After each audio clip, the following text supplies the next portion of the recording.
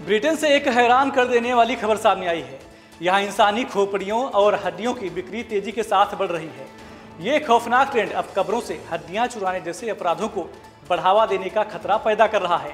खास बात यह है कि ब्रिटेन में हड्डियों की खरीद फरोख्त फिलहाल गैर कानूनी नहीं मानी जाती है, जिसके चलते बाजार खुलकर फल फूल रहा है।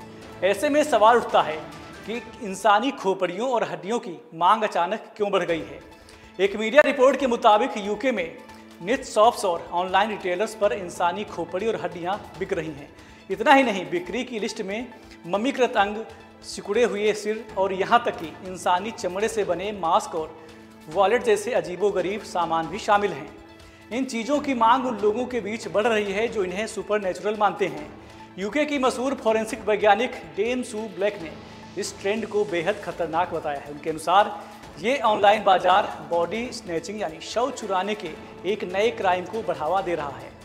ब्लैक ने चेतावनी दी कि लोग अब मकबरों और कब्रिस्तान में सेंध लगाकर शवों के अवशेष निकाल रहे हैं ताकि उन्हें उन खरीदारों को बेच सकें जो इन्हें किसी तरह की अजीब या रहस्यमयी वस्तु मानते हैं। उन्होंने सवाल उठाया कि जब पक्षियों के घोंसलों की बिक्री गैर कानूनी हो सकती है तो इंसानी शरीर की बिक्री क्यों नहीं।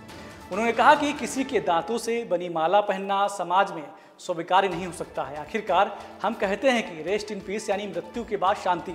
कोई भी नहीं चाहता कि उसकी कब्र खोदकर उसके शरीर को बेच दिया जाए। दरअसल यूके में किसी कब्र को पवित्र करना अपराध भी है।